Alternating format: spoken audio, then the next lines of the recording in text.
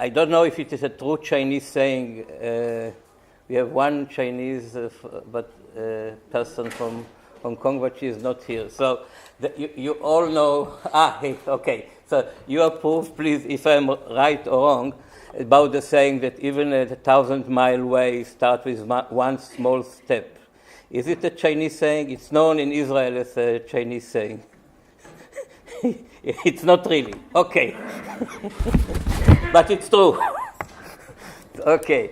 So I really hope this is it is a small step which will start a very long and I hope effective way of introducing well-being considerations to the use, to the design, to policy making concerning and about digital media. Right now, there is no integrated, coherent thinking on an action based on it in this light, and the main goal of this meeting is to initiate, I hope, a long and productive process of creating a discourse on this issue, and following the discourse based on it, and enriching it in turn a real concerted human action to introduce well-being into digital media in various ways, including the 3 ways I mentioned.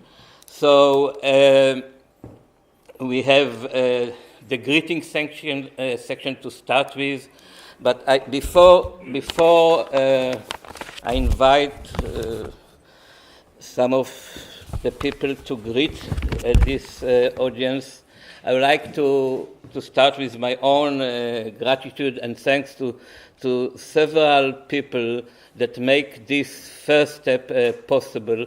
I think it's, well, of course, there were many more people. The list of people who were not interested in these issues is much longer than those who showed interest and willing to support. But without this very unique coincidence of several people that really supported it, it wouldn't be possible on several levels. So, Avi, you might be surprised, but you are the first on the list, not mainly because of 30 years of conversations on well-being. And I think I was very much enriched by this conversation. I come from philosophy, Avi is a psychologist, and that's why I understand something about well-being today. The second 2 people that make it possible are my 2 colleagues from the Open University in Israel and the Interdisciplinary Center in Herzliya. The second is with us, or should be with us, Yair.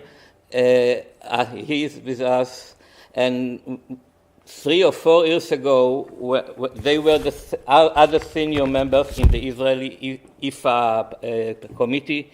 And when I suggested that this, so to say, crazy idea of introducing well-being consideration to digital media will be our focus, they agreed and they supported me. So that was the beginning of a very of the way which led to this meeting. Then Mr. Evgeny Kuzmin, who is the president of IFAP in Russia and vice chair of IFAP in UNESCO. When I presented Israel the first time in IFAP assembly, and I spoke with him about this idea, he got very enthusiastic, and since this moment, thank you very much, Evgeny, he supports very warmly and enthusiastically, as he knows to do, this the concept and the program and the meeting. And then, of course, Dr. Dalit Atrakchi from UNESCO Israel. She is the General Secretary of UNESCO Israel. And when she joined, she entered this role, I don't know if it was 2 or 3 years ago, she endorsed very warmly this concept, and she still supports it in any way she can.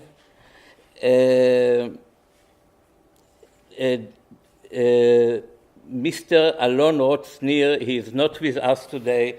He was the Vice General Director of the Ministry of Education and for Foreign Affairs, and he also supported us with Dalit and supported Dalit in her support of us. I also thank very much the Foreign Ministry, several people from the Foreign Ministry who made the paying for the tickets of some of the people here possible. I say to me, he's not a doctor, but we're nominating him. Honorary doctor, Rafi Gamzou, represents the Ministry of Education, of Foreign Affairs here. And I think without the support of the headquarters of UNESCO and the fact that there's two very central people in this headquarters bothered and took the trouble and to be with us today, and it's Mr. Getachew Engida, who is the Deputy General Director of UNESCO, and Dr. Indrajit Banerjee, who is in charge of the Knowledge Society Division in UNESCO, who endorsed the meeting and with the very present support the concept and the meeting and the idea behind it. I thank you very much and for doing that. And the last two people I would like, I didn't mention, sorry, Dalit.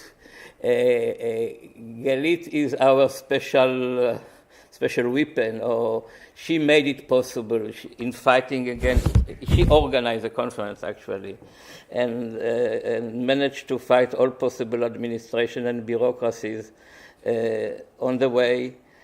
And the two last people I would like to mention is Ori Freiman and Ronnie Daphne. Ori is a doctorate student, and Ronnie is my secretary, and they help us a lot in very many different ways. So thank you very much, all of you, for making it possible. And I would like now to invite the first greeter, Dr. Stavi. Dr. Stavi Bar-Am. Please introduce your title. Okay, so please come to the...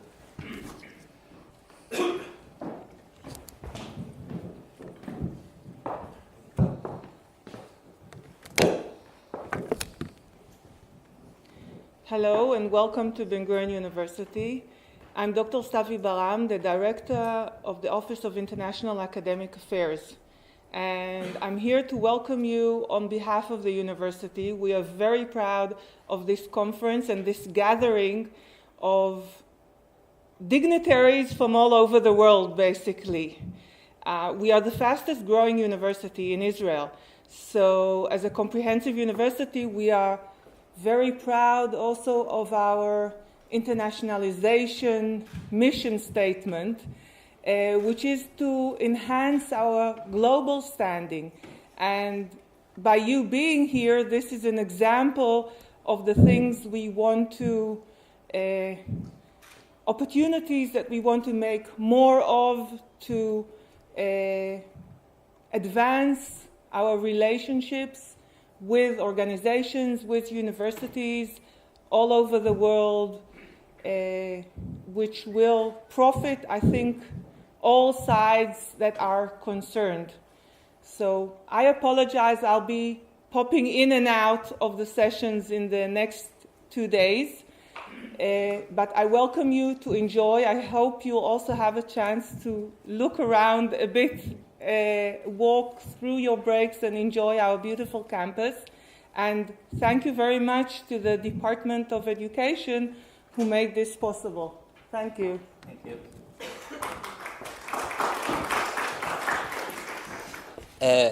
The two next, I mentioned them together. The two next greeters are Professor Avi Assor and Professor Amnon Meisels, because they complement each other in their disciplines, and I think it's very important. They both supported the process and will go on in supporting whatever comes out of it.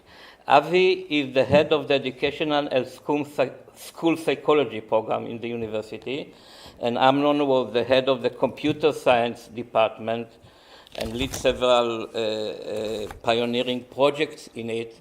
And I think the combination of the psychology and computer science are essential for whatever we are going to do. So please, Avi. And I'm really inspired by this kind of initiatives, really trying to bridge disciplines and try even to possibly contribute something to the real world. It doesn't always happen in academy, so any attempt would be good, and I look forward to this. And Ronnie is an expert in sort of starting these very interesting initiatives, and I thank him for that. Just a few words, and we'll go. Well, it has become appallingly obvious that our technology has exceeded our humanity. Albert Einstein, very famous quote, and he didn't talk about digital media. I assume you know what he was talking about after Hiroshima and Nagasaki. Well, we're not that bad, but digital media is a very powerful force and can go both ways. It can go benefit, but it can also destroy and harm people. So in some way, it's a fitting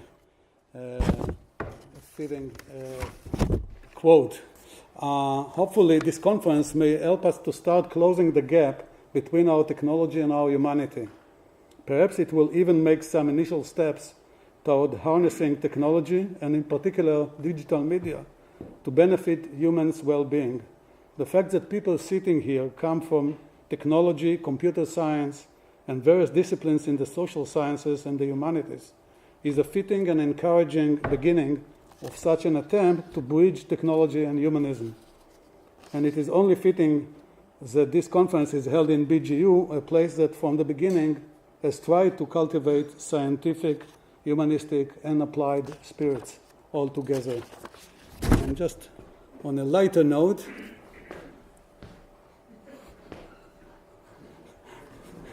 okay, well, that's my digital media-wise research assistant founded it yesterday, so she deserves.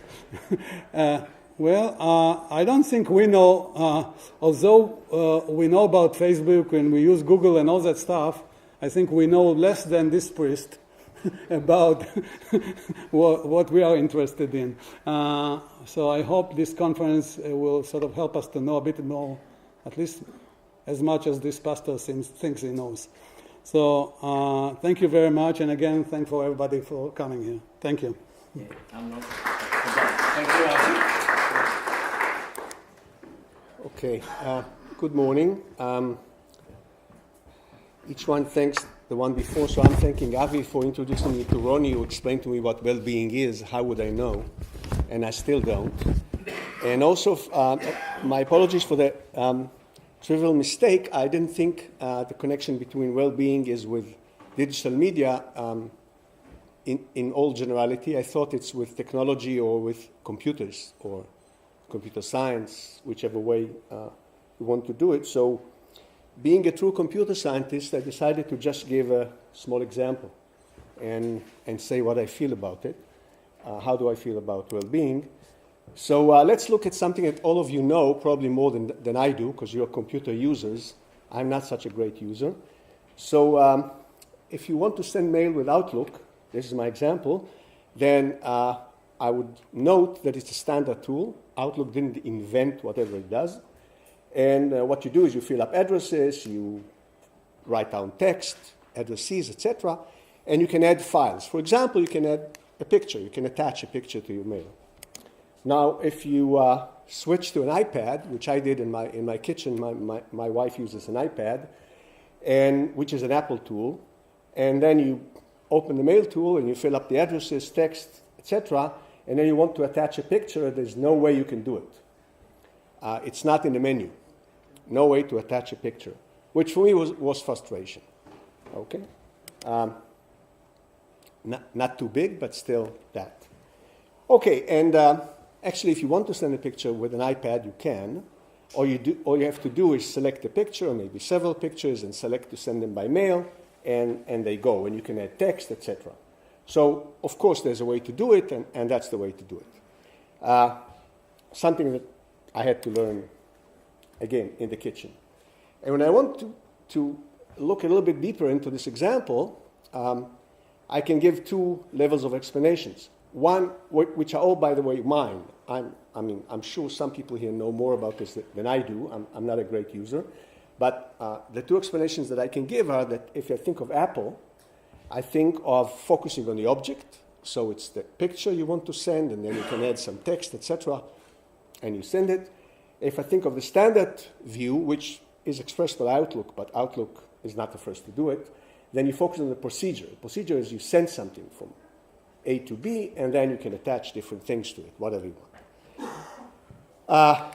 So the question is, how do you send several things of different type with a mail of Apple? And as far as I know, the answer is you can't.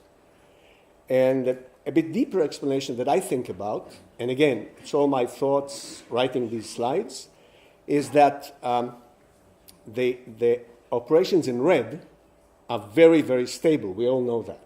We know Apple machines work very well.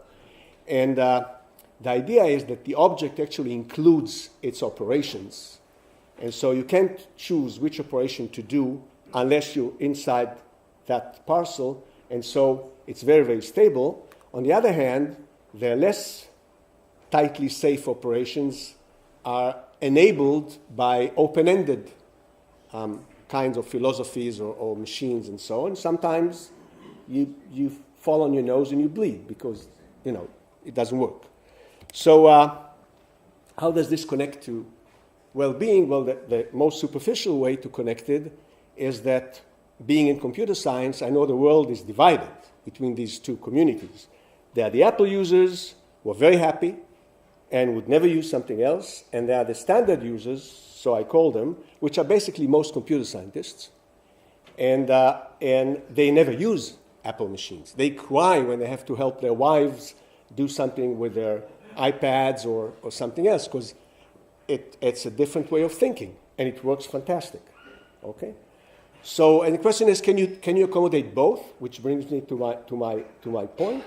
And the answer is, of course, but you have to work very, very hard in order to accommodate both and somehow have the well-being of your users in your mind, of any users. So here's what I actually want to say by giving this example. So the real challenge is to support the understanding of the principles, not of the operational mode, which is not what today's designers are doing. They're trying, if they're good, they're trying to help you understand the operational mode, not the principles, which I hope that we could design, as an example, through research or different ways of thinking, systems in which, when you use one of them, you can understand the other. And that's a non-trivial challenge. So to be more specific and end what I want to say,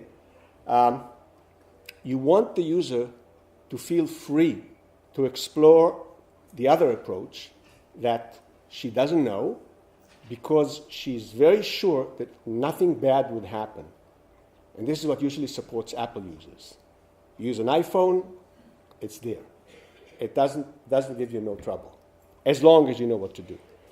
Okay, so you want to be free to explore, and the last thing you want is you want the user to feel competent, in the sense that the user has used, like I see it at home or with friends, the user has used, for example, an iPhone, and then switches the new smart television by Samsung and wants to use it, and it's clear what has to be done, which is not the case today, even if the two machines are very well designed.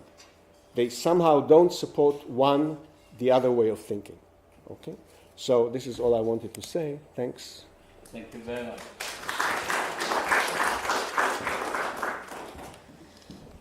Okay, so please, sorry, yes, Getachew, please come to greet us. Mr. Getachew Engida, the Deputy Director General of UNESCO. Please. Thank you. Good morning, everyone. I'm not going to start calling names and give appreciations. I think Ronnie has done that. So let me get down straight into the subject matter. I'm extremely honored to be here in Israel for this landmark international conference on well-being in the digital media. This conference is held with UNESCO patronage in the framework of the UNESCO Intergovernmental Information for All program. And I wish to thank the Ben-Gurion University of the Negev and the Interdisciplinary Center, Herzliya, as well as the Open University of Israel for this initiative, along with the support of the National Information for All Committee in Israel. This issue goes to the heart of how we live today. The figures highlight a staggering change underway. In 1995, less than 1% of the world's population had an internet connection. Today, the number stands at 40%, representing some 3 billion women and men. Developments are not evenly distributed across all regions and countries, but the speed of progress is stunning. We are living through times of revolutionary change, discontinuous change, driven largely by new technologies of information and communication that are altering how we communicate, learn, and consume. Technologies are changing how we live. Some might even argue they are changing who we are with the rise of new digital natives. All of this is opening vast new opportunities for exchange, for innovation, for growth. UNESCO is committed to harnessing the power of new technologies to lay the foundation for knowledge societies where every woman and man has access to information and knowledge. This guides UNESCO's work in the Information for All program, as well as our leadership through such international processes as the World Summit on Information Society, otherwise known as WSIS. The same objectives leads UNESCO's action in the field of education, to support teacher training and skills development to contribute to innovation in the learning environment. We seek to leverage every opportunity to reach the unreached, to support marginalized groups, including young women and men, as well as persons with disabilities. In many ways, the key is our horizon. The sky is our horizon. All of this is especially important in this turning point year for the Millennium Development Goals, as the states shape a new global sustainable development agenda to follow post-2015. At the same time, change is giving rise to sharp new questions. The American thinker and writer Thomas Merton once said, "Happiness is not a matter of intensity, but of balance, order, rhythm, and harmony." The digital revolution is raising hard issues about balance, order, rhythm, and harmony. It is raising questions about well-being. This is to be expected given the scale of transformation, with social, economic, political, and legal ramifications, affecting individuals as well as the fabric of society. The immediacy, always on, and ease of communication for digital media present challenges at the cognitive, psychological, and interpersonal level, which raise new forms of mental, physical, and social stress. The ability of new technologies to make the global local and the local global, and to facilitate exposure to tremendous amounts of information, often without contextual and cultural understanding, can create risks that alter perceptions and behavior. All of this is impacting on vital social processes, on the upbringing of children, on intergenerational dialogue, on the transformation of knowledge and construction of personal and collective identities. At the same time, we see the emergence of digital divides that deepen existing inequalities and create new forms of exclusion. This is why the international conference is so important. We need wide dialogue across borders, across the boundaries of policy areas, to build new platforms of cooperation, to share experience for more effective policy. This is the role of the UNESCO Information for All program, working through its global network to support states in addressing challenges of information accessibility, information for development, information ethics, information literacy, information preservation, as well as multilingualism. This same spirit guides the international conference that will be held at UNESCO next month on the 3rd and 4th March, known as Connecting the Dots, Options for Future Actions, to follow up to the mandate provided by member states at the last General Conference of UNESCO for comprehensive study on internet-related issues, with a focus on freedom of expression, access to information, privacy, and ethics. Ladies and gentlemen, dear friends, I believe we come together today guided by a shared conviction. This is a conviction that technology cannot be an end in itself. It must support the development of every woman and man. The digital revolution is more than a technical and technological issue. It is a human and social issue. It's about human development and fundamentally about human well-being. In this spirit, I commend once again the Ben-Gurion University of the Negev and the Herzliya Interdisciplinary Center, along with all the partners, for this initiative. I am very pleased to be part of this dialogue. Thank you very much. Thank you.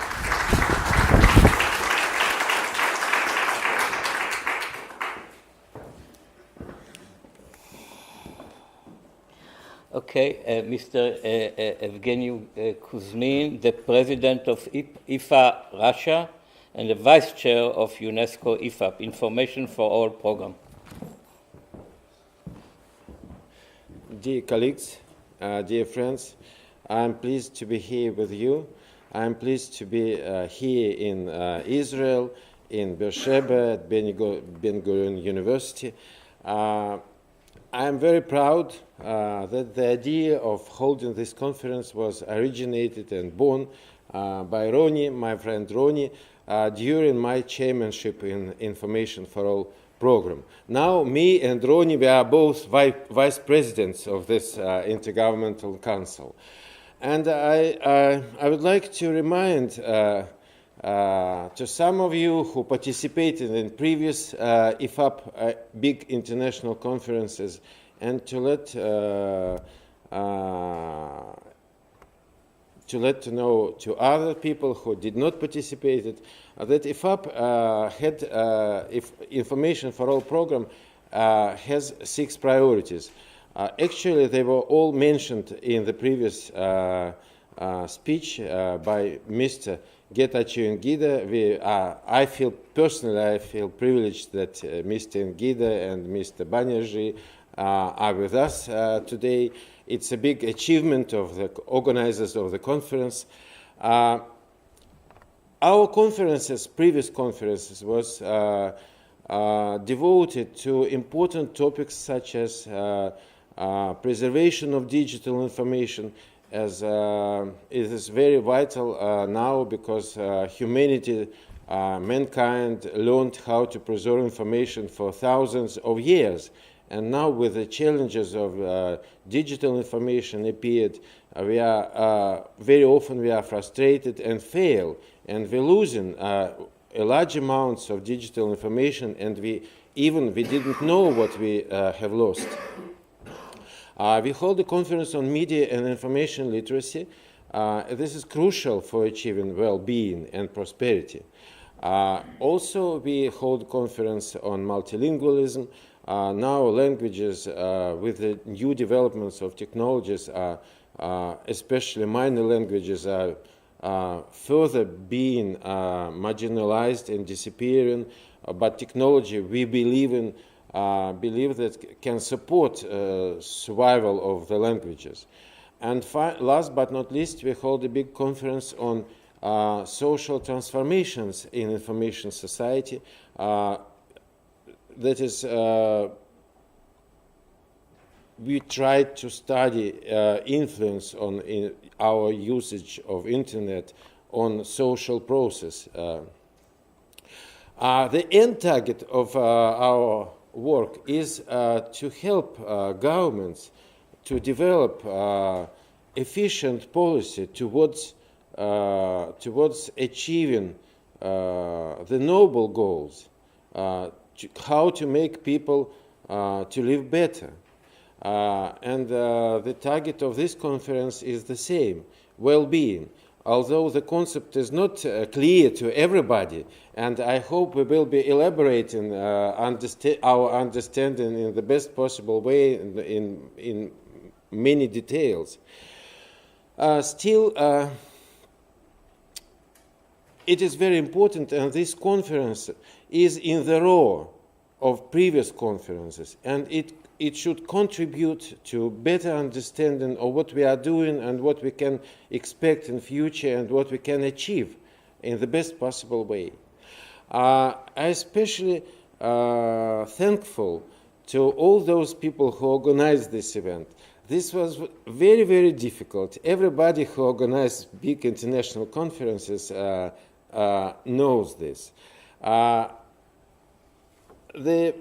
To me, the first hero was Roni Aviram. He also referred himself as an armchair philosopher and not an organizer himself. But the organizer was, of course, Dalit and her staff, and with Roni, Dalit made a tremendous work, and it was impossible. It could have been impossible without Dalit assistance.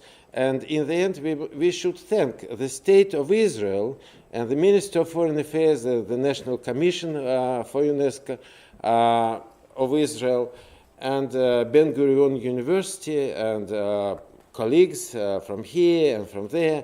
And of course, I'm very grateful to UNESCO bosses such as Mr. Engida and Indrajit Banerjee, who were always very instrumental and helpful to all of us. I wish all of us a big success and fruitful and nice discussions, good time spent in here, and I'm sure they will enjoy our being here. Thank you.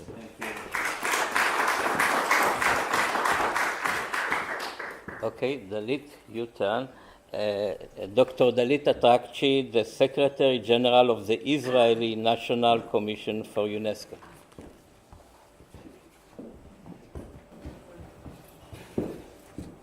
Thank you very much, and good morning, everyone.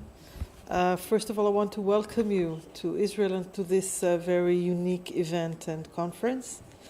And I would like to start by telling you that not many of you know that I am pretty much young in this post only of Secretary General of the Israeli Commission for UNESCO. I'm holding this post for about 2 years, actually exactly 2 years. And one of the first things that I did while starting was meeting with Professor Roni Aviram. I have to tell you also that I really didn't know what I was going into and what I was about to go through. And when I met with Roni, he had a brilliant idea of having a conference organized. And without knowing what I'm getting into, I said, go for it. No problem. And here we are today.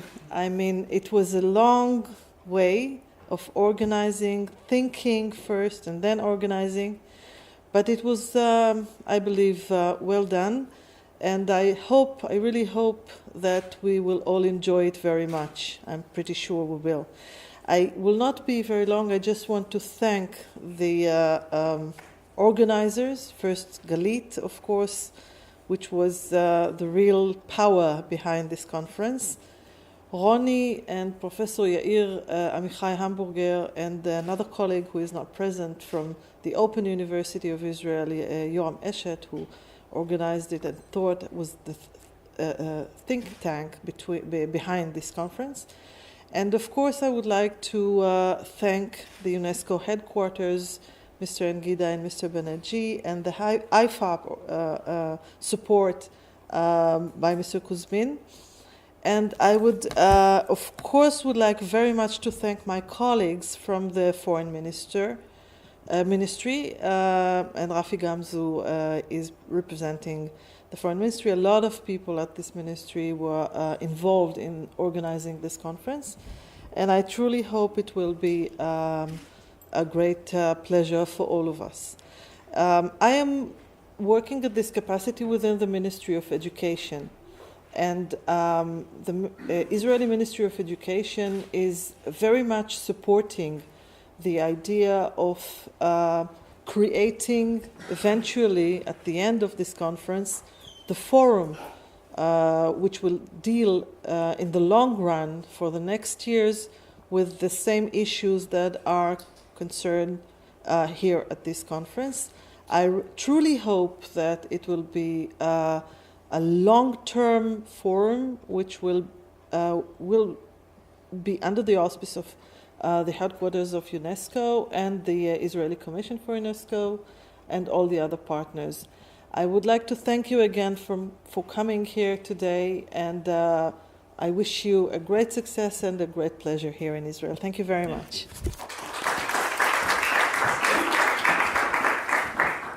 So can I call you Doctor? Rapahel Gamzou, he is the Deputy Director General of and the head of the Division for Cultural and Scientific Affairs in the Ministry of Foreign Affairs. Please, Raf.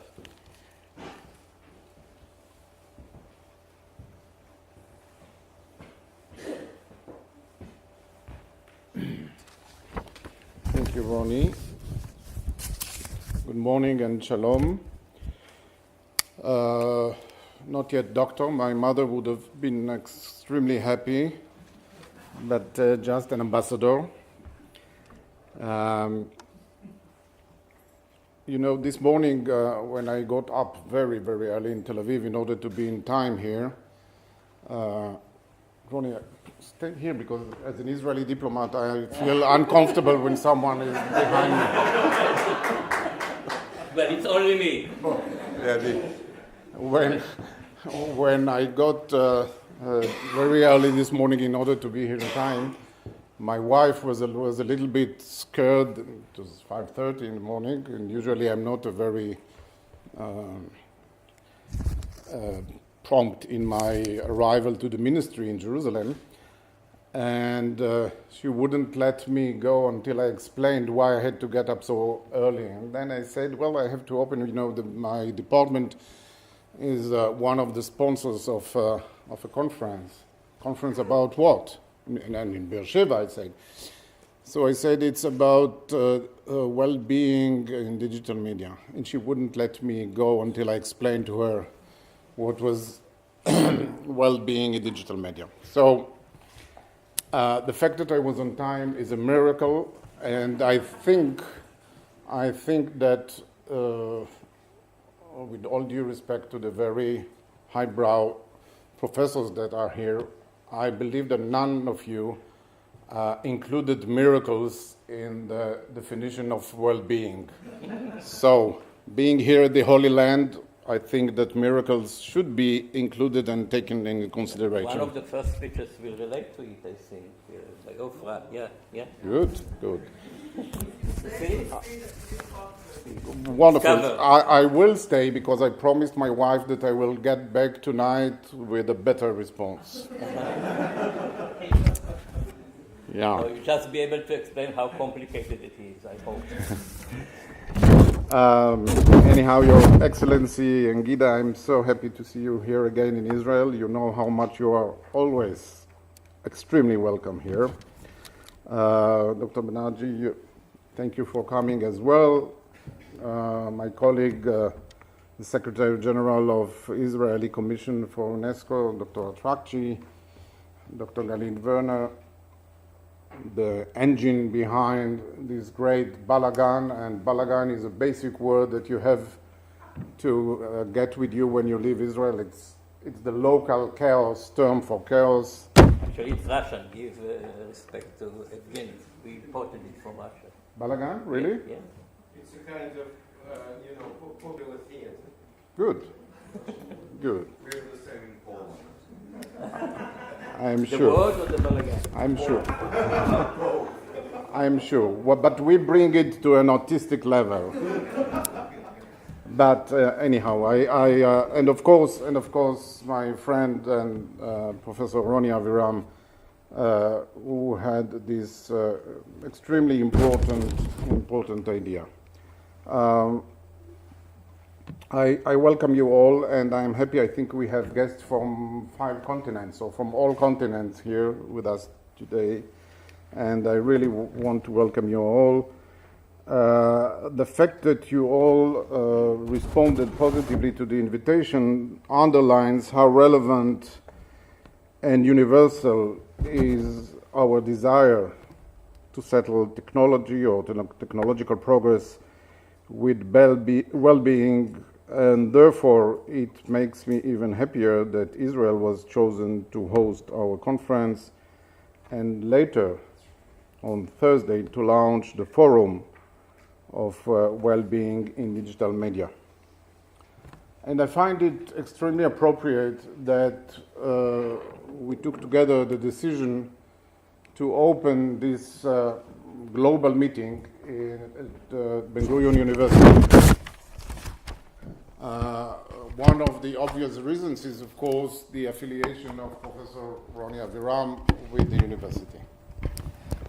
But I think it has an important symbolic meaning that we launch and open our conference here at the Ben-Gurion University, where we witness the materialization of one of many important visions and dreams of the great visionary Ben-Gurion, the first, as you all know, the first Prime Minister of Israel. And when I looked, preparing my few simple sentences for this morning, when I looked at some of Ben-Gurion ideas, so of course the Negev, the desert, the settlement and flourishing and development of the Negev desert, which consists or represents 2/3 of Israel territory, is, as he said, we will be able, I mean, one of the main missions of our generation, as he said in his time, is Aliyah, the migration of the Jewish people to its ancestral homeland, and the settlement of the South and the Negev. And he said that we will be able to materialize it, to realize it, with 2 important qualities we were blessed with. And the 2 qualities he mentioned is the spirit of pioneering and progress in science. And I think what you, Roni, and your peers and colleagues are doing here today and in the upcoming days is indeed the combination of spirit, of pioneering spirit and progress, science, and technology. But Ben-Gurion, who was obsessed with the development of the Negev, was not less obsessed with moral and ethics, or morality and ethics.